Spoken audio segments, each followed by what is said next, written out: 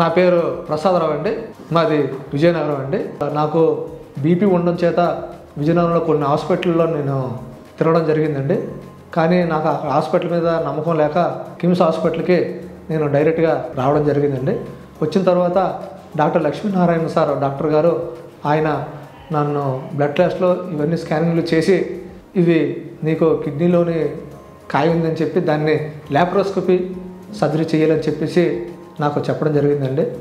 ఇప్పుడు మనం చూస్తే ప్రసాదరావు అని ఒక 35 year old మేల్ పేషెంట్ మన దగ్గరకు వచ్చారు with hypertension. Presentation high బీపీతో ప్రజెంట్ అయ్యి మన దగ్గరికి రిఫర్ చేయడం అయితే జరిగింది. వర్కప్ అది చేసి సిటీ స్కాన్ చేసి చూస్తే కనుక ఆ పేషెంట్కి కుడివైపు కిడ్నీలో కణితి ఉందని అయితే తెలిసింది. అది చూడడానికైతే క్యాన్సర్ కణితిలా ఉందని చెప్పి మనకి రిఫర్ చేయడం జరిగింది. మన దగ్గరికి వచ్చిన తర్వాత స్టేజింగ్ వర్కప్ చేసి సిటీ చెస్ట్ సిటీ అబ్డామిన్ కంప్లీట్గా చేసి ఇంకెక్కడికి స్ప్రెడ్ అవ్వలేదని చెప్పి పేషెంట్కి మొత్తం రిస్క్ ఫ్యాక్టర్స్ అన్నీ ఎక్స్ప్లెయిన్ చేసిన తర్వాత ల్యాప్రోస్కోపీ పద్ధతి ద్వారా అంటే చిన్న కోతతో అంత పెద్ద కాయని సర్జికల్గా రిమూవ్ చేయడం అయితే జరిగింది. ల్యాప్రోస్కోపీ పద్ధతి ద్వారా సర్జరీ చేస్తే అడ్వాంటేజ్ ఏంటంటే చిన్న కోతతో అయిపోతుంది, నొప్పి చాలా తక్కువ ఉంటుంది, బ్లడ్ లాస్ అన్నది కూడా చాలా తక్కువ ఉంటుంది, హాస్పిటల్లో ఉండాల్సినన్ని రోజులు అది తగ్గిపోతాయి. పూర్తిగా కోతతో చేస్తే కనుక 5 రోజులు ఉండేది, ల్యాప్రోస్కోపీ పద్ధతి ద్వారా చేస్తే 3 రోజుల్లోనే డిశ్చార్జ్ అవ్వడం అయితే జరుగుతుంది.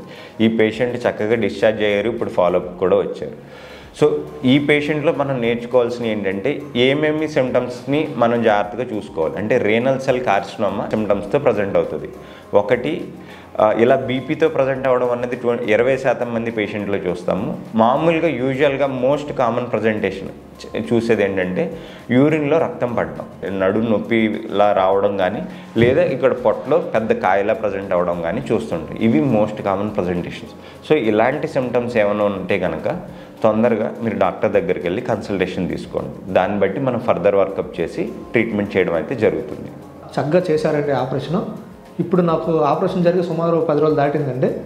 అయితే ఇప్పుడు నాకు చాలా బాగుందండి. రివ్యూ కోసం డాక్టర్ సార్ని కలడానికి వచ్చానండి. అలాగే లక్ష్మీనారాయణ సార్ డాక్టర్ గారికి కిమ్స్ హాస్పిటల్కి నా ప్రత్యేక ధన్యవాదాలు సార్.